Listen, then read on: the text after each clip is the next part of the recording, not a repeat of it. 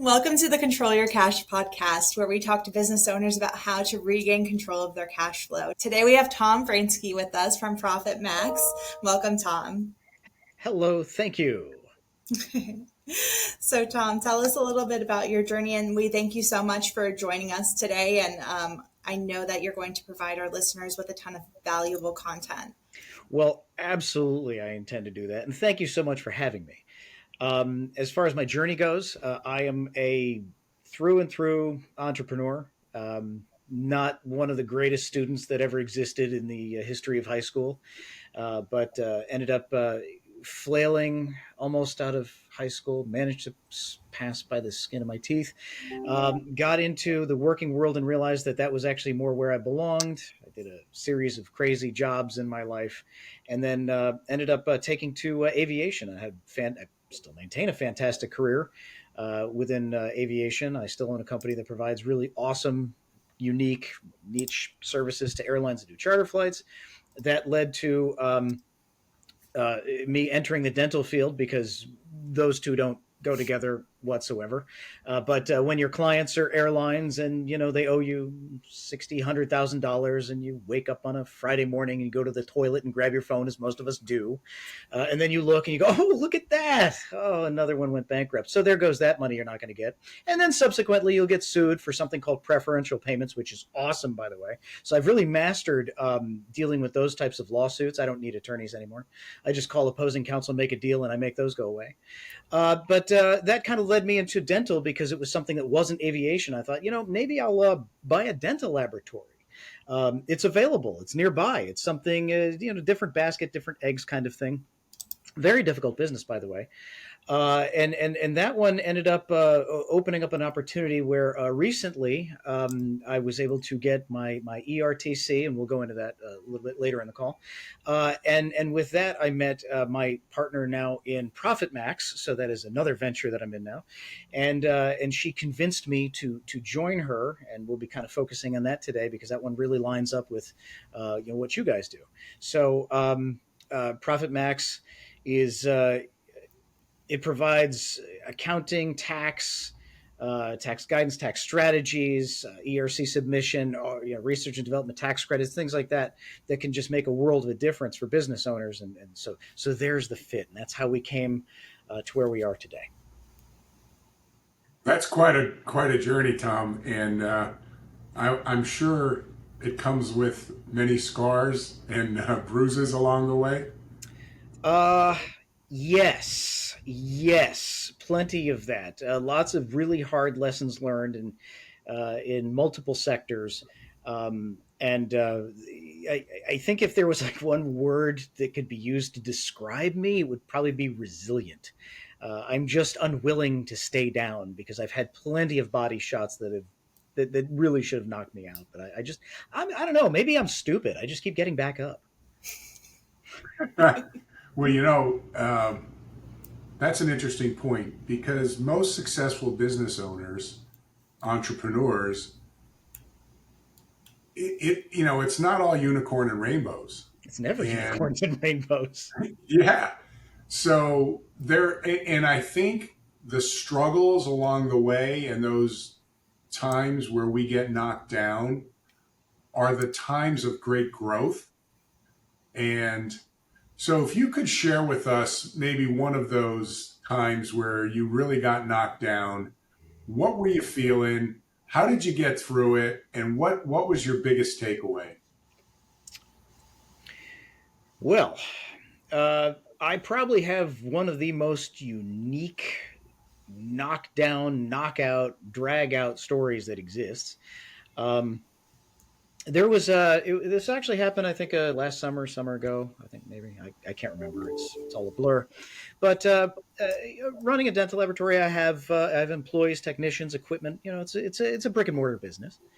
And I was taking my wife's car to get fixed because her door handle was broken. So I took the car to the dealer on an average mundane Tuesday or Wednesday morning, I forget. And I was in the shuttle coming back from the dealer, and I received a phone call from someone who worked for me. It was my HR manager, and she was very upset at me. I can't even to this day tell you exactly why, but something really torqued her up bad. And she was screaming at me, and I'm like, whoa, whoa, whoa, calm down. And I almost felt bad for the guy next to me who's driving because I just couldn't figure out what was going on. And she's yelling at me that I don't have a company anymore. And when I got to work, she basically had fired my whole company, told them all that the company was sold, that the company didn't exist anymore and no one had jobs anymore. Go home, good luck.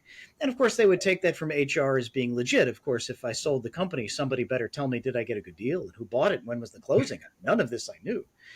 And so I literally had no company after years of trying to build this thing, and it was just gone, you know, instantly. And I had to kind of put it all together. So there was a few people I was able to salvage that day, and one of them was this great kid. I had hired this homeless kid a couple weeks before and gave him a job, and he was really starting to excel and appreciate what he was doing. He stuck around with me, and I taught him how to do customer service because we immediately had to figure out how to service our customers. Um, and then, while I had him trying to let the customers know that we wouldn't be picking up or delivering that day because, well, we had no staff because our person just let everyone go, which is insane. Thank God we had tremendous support from our clients. They were very understanding. They were like, my God, I can't believe anything like what happened. Neither could I, but it did. And so the rest of the day it was just a matter of trying to take stock, figure out, fire by fire, what do I have to do to bring this thing back online? How do I make this function again?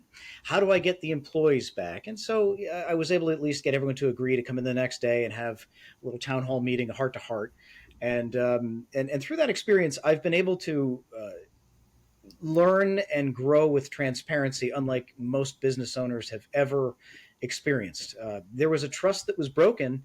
I didn't even do it, but it was broken, and so tears were shed on both sides. And how do we put this thing back together? And we were actually able to create a very cohesive team, almost in moonshot fashion, and be closer and stronger than we ever were before. And so, if you want to talk about a challenge, having a business just disappear on you in one day and having to put it all back together the next, I I can't think of anything worse in my life. And I mean, I've had some really unusual experiences. I've had a minister of oil in Kuwait personally threatened to put me in jail through circumstances that I did not create.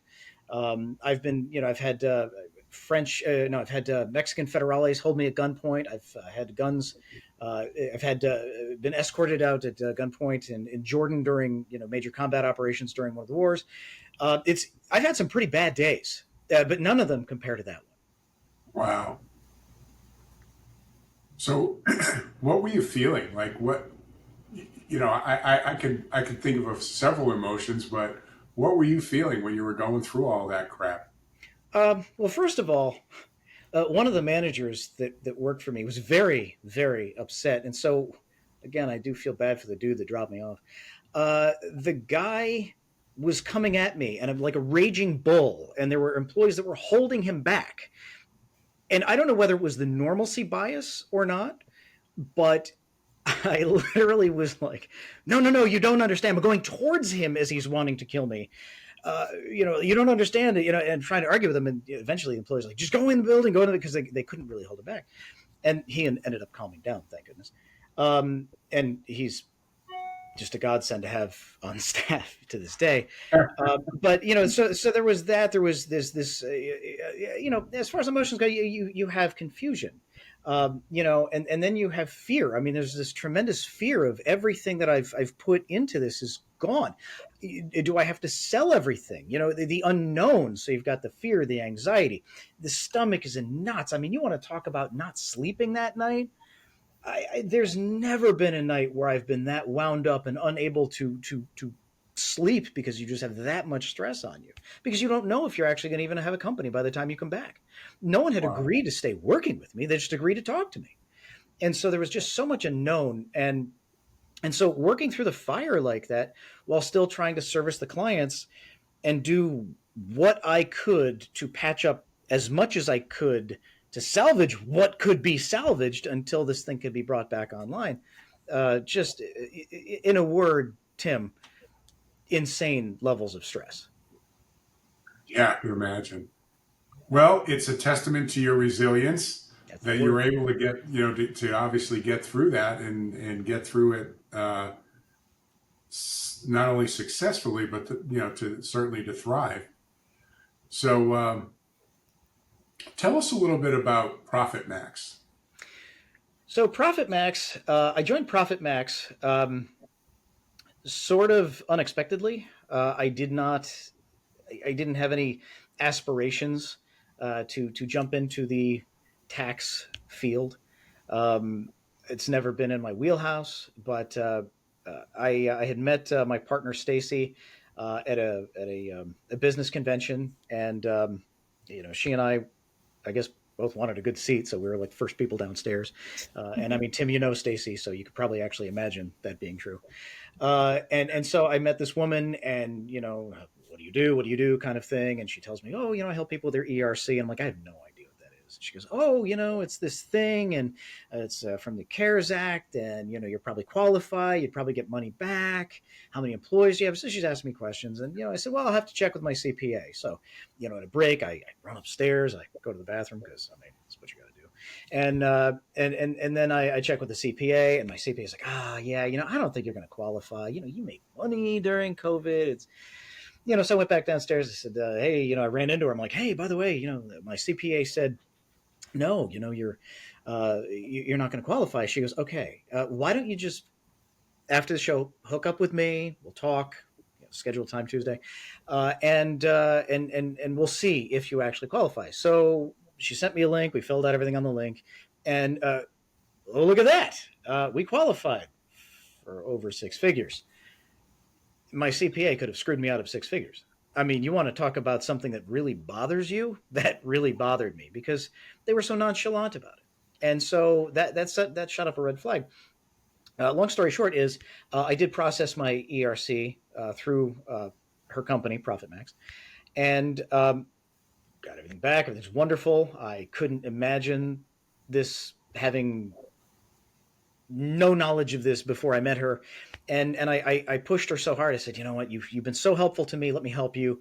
I am deadly at trade shows. I mean, I can sell anything to anyone on the floor of a trade show. Absolutely deadly.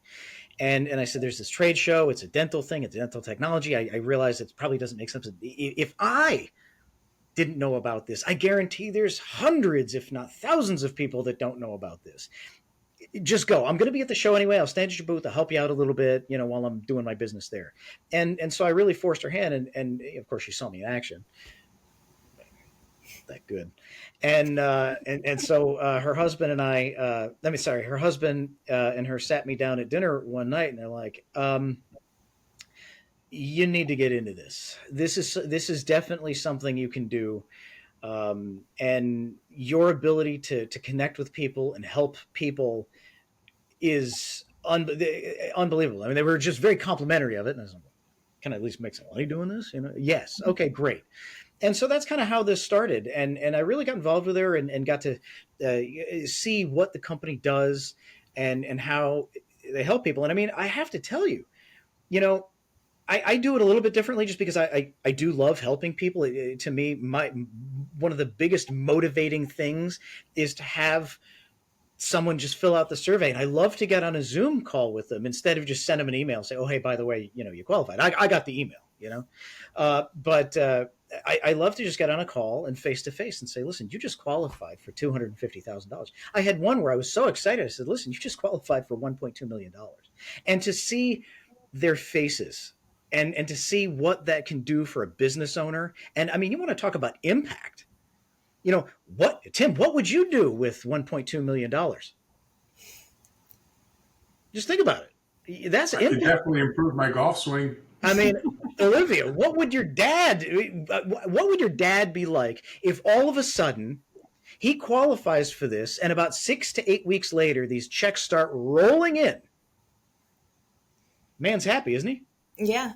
Because I mean, I always say this. I would argue that most of life's frustrations come from not having access to money when you really need it. Right. And then number two, I would say, is paying more in taxes than you need to. Oh my gosh. And I mean, you want to talk about a lesson learned. That was a huge lesson learned. So not only did I fire my CPAs, but now I also moved all of my accounting over to the firm that I now work with. And we're partnered with an organization called Lifetime Advisors, but they do a lot of heavy lifting for us.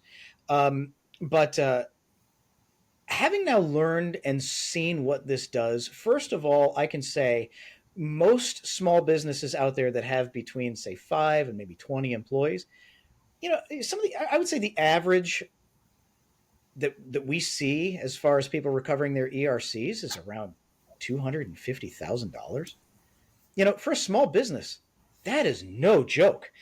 For mom and pop shops that have been working really hard and they've got their employees and they toil away in their business, they've been working and they don't know.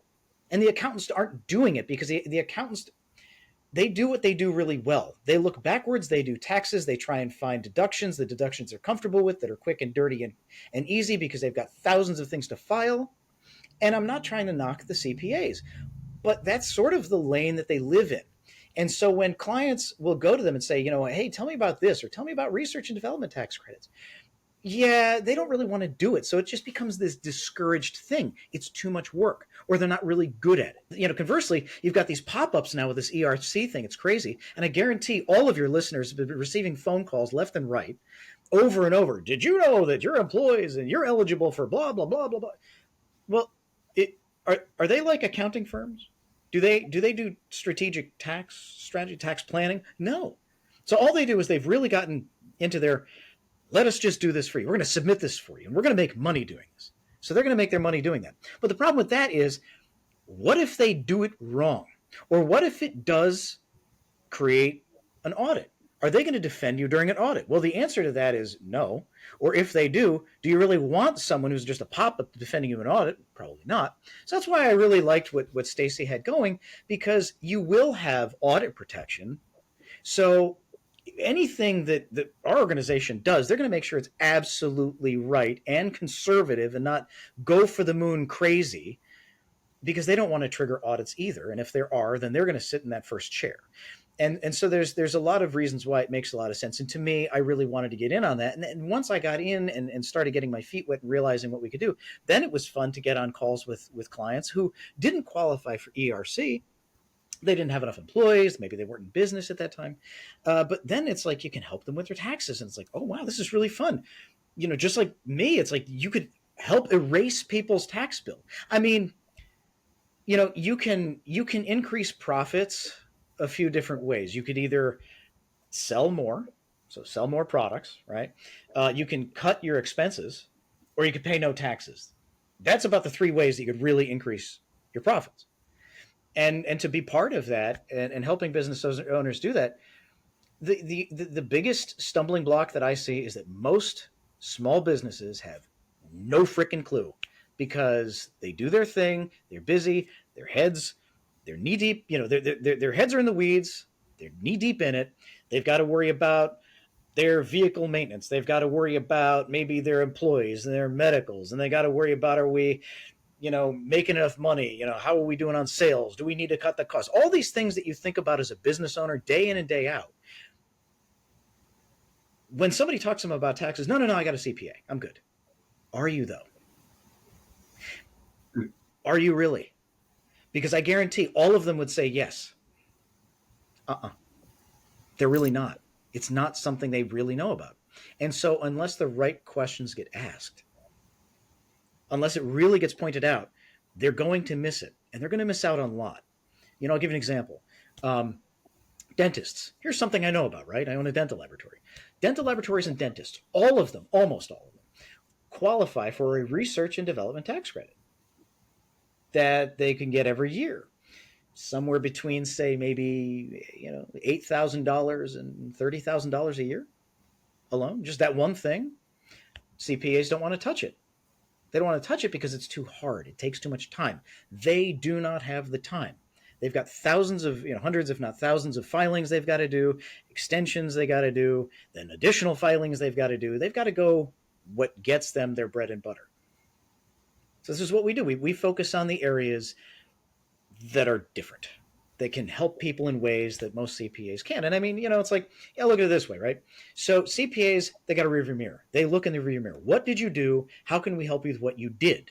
A strategist looks forward through the windshield. What are you going to do in the next 3 to 5 years? Are you going to have any events that trigger, large taxable hits? Okay, what can we do to mitigate those? And all the strategies that are done can then be shared with those CPAs. Now, we have our own CPAs on staff. If people want to work with us, that's fine, but they don't have to. But at least by thinking ahead and working that direction, you can really lower your tax bill. And I'm telling you, I'm a small business owner. I've been operating as a small business owner in different sectors for 25 years. Didn't know. No idea. Had different Well, accountants.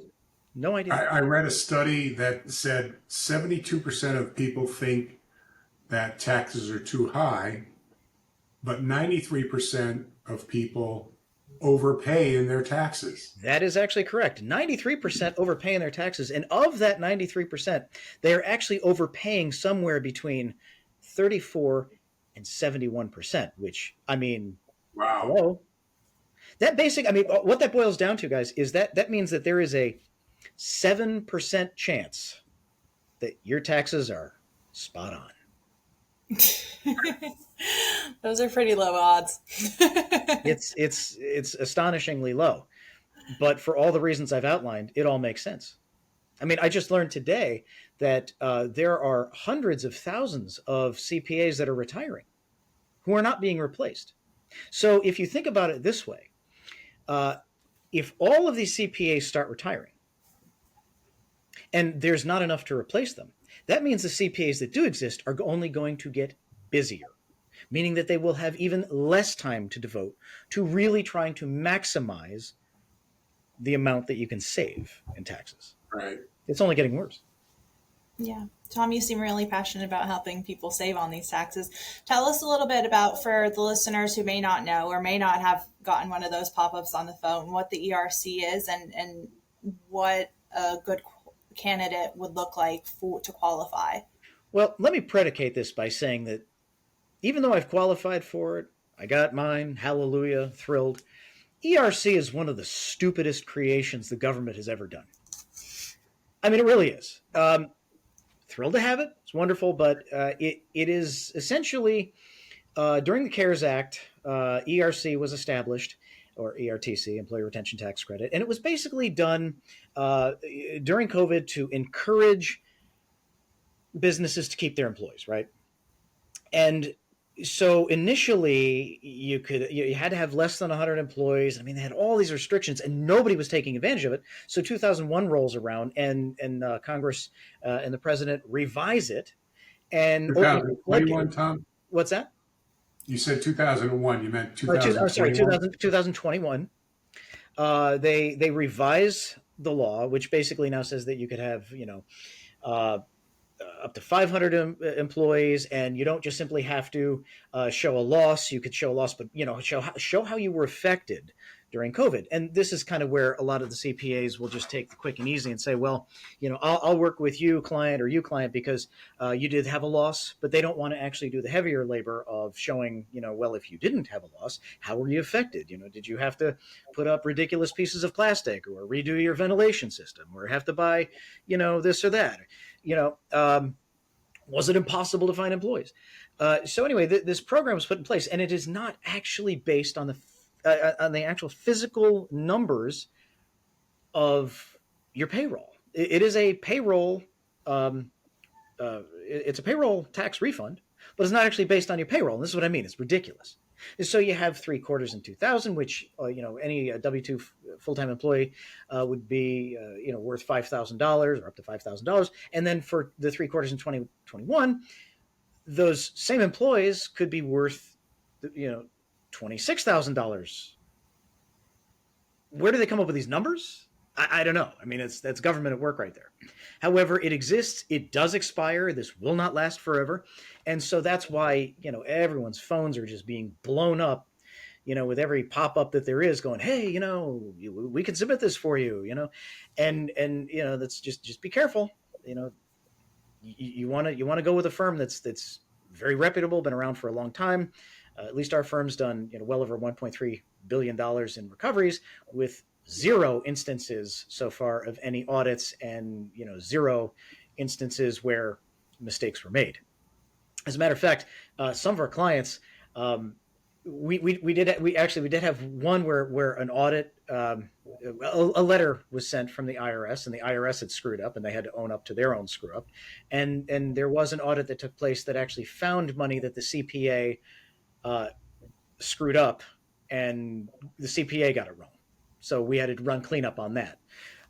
So it's an unusual program. It does expire, and I encourage all of your listeners and viewers, if you have not looked into it, now would be a really good time to do it. Even through our website, and I'll make sure that I give you guys the link. Sign up the link. Just go to the link, put your information in. It's free, and we'll tell you what you could expect to get back. And it's a rough estimate. I mean, we'll give you that, and if you want to move forward, then get all your documentation to get your real estimate, but it's going to be Right. pretty close. And I'll give that to you so that way, any of your viewers and listeners can at least go in and just get a free estimate and find out. You have nothing to lose, except if you take no action, at which point you could possibly be like me and almost lose hundreds of thousands of dollars because your CPA is not telling you what to do. I'm not bitter. Well, I'm smiling. Tom, tell us about you mentioned research and development, the R&D credit. Mhm. Tell us a little bit about that. So that was something that started back in 1981. It's been revised several times throughout the years to make it easier. It's basically the government trying to help support small businesses and usher in research and development. If you were trying to get it in 1981, very similar to the ERC, most wouldn't qualify, too difficult to get. And I mean, they don't make it super, super simple, but it's also not the most complicated thing in the world either. And believe it or not, most businesses that actually work on process improvements or work with technology and they implement this or that to make their businesses better, smarter, faster, there's a pretty good possibility that they would qualify. And it's an annual tax credit. So as long as they continue working on their business and doing improvements towards their businesses, they're probably going to qualify. I'll give you an example. Let's talk about a dentist or a dental laboratory. Again, it's my wheelhouse. If a dentist gets one of those like intraoral scanners, so instead of taking, physical impressions that make people want to choke to death, and they put the little wand in your mouth well, that's something that they're doing. They get it. They've got to test it, learn how to use it, put it in a plaque. They're probably going to qualify. 3D printing is now a thing, or, chair side milling is now a thing. And so there's all these things that are out there for many businesses where people use technology. They bring in new equipment. They have to learn how to use it. And there's time that goes into that. And then there's testing and tuning and, losses of products and materials because you've wasted it as you're trying to get better at it. And that's what this law is out there for. This deduction is for a tax credit, I guess, is for that. And so that's something that can be applied for every single year. And no, most CPAs do not want to touch it. It's a lot more work. It's not that it's hard work, but it's just simply more work. Interesting. It's funny because one of the areas that we identify for people, so we view things through the lens of, are you in control of your money or is somebody else in control of your money? Because whoever controls your cash flow controls your life. And we identify 5 areas where people are unknowingly and unnecessarily giving up control of their money. Mm-hmm. And one of them is taxes. And, having stated that, I was totally unaware of this research and development tax credit.